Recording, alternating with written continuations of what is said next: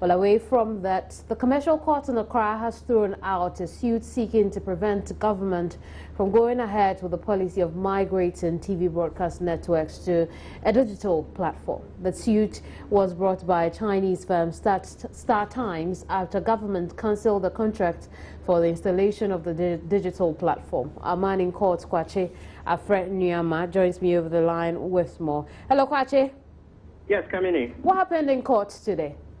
Well, it was an extremely brief court session, lasted barely 2 minutes, but presiding judge George Compton did not provide any reason for throwing out the injunction, but the court will provide the reasons for striking out the court suit on March 16. As you may know, the deadline for the migration from analog to digital platform, as directed by the International Communications Union, is June this year.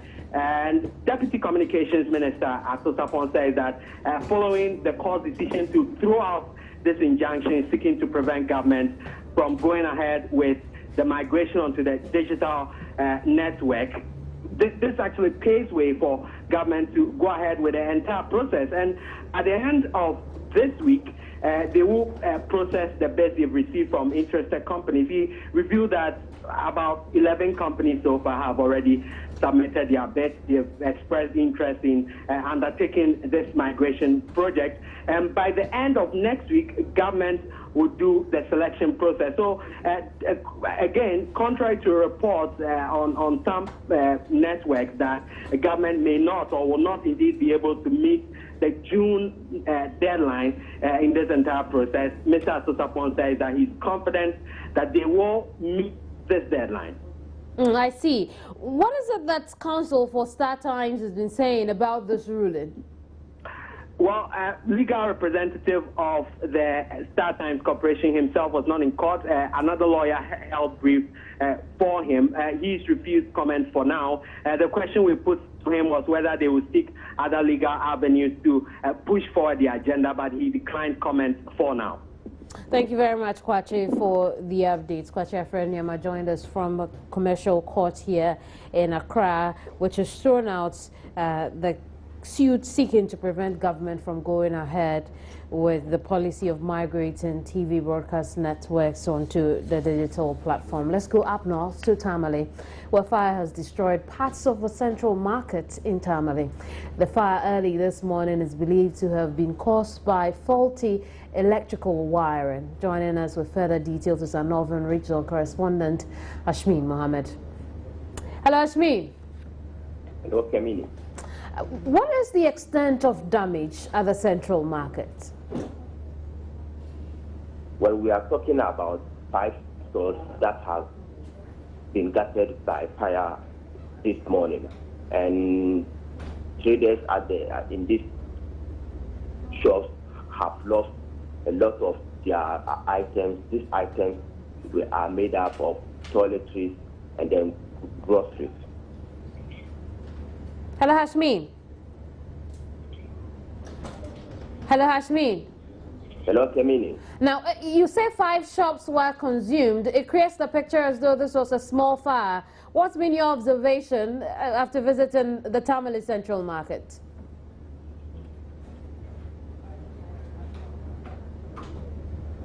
Well, Hashmin cannot hear me. We would move on the conversation to the Chief Officer of the Tamale National Ghana Fire Service, Laminu Karim, or rather, well, let me just get that right, Douglas Kuyuri, rather.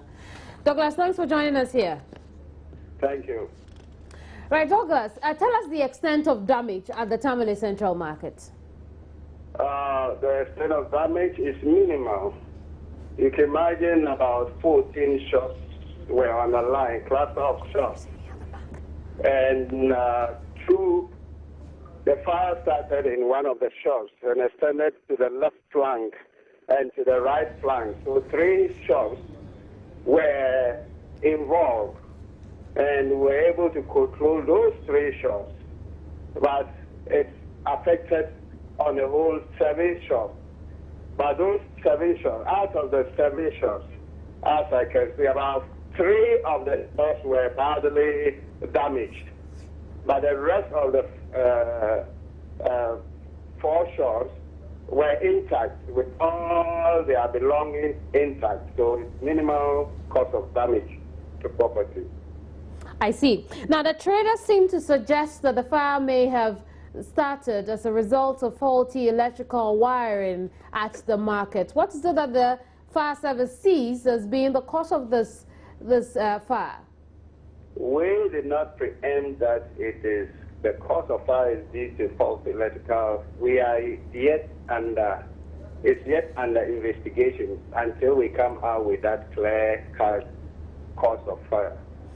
And look we did not preempt that it's electrical. And look at the Tamale markets. What would be the fire service's assessment of how far ready this market is? Yes, in most of the markets in our country, they are not accessible. In case of any fire outbreak, it takes us a long time, let's say not a long time, but it takes us a very serious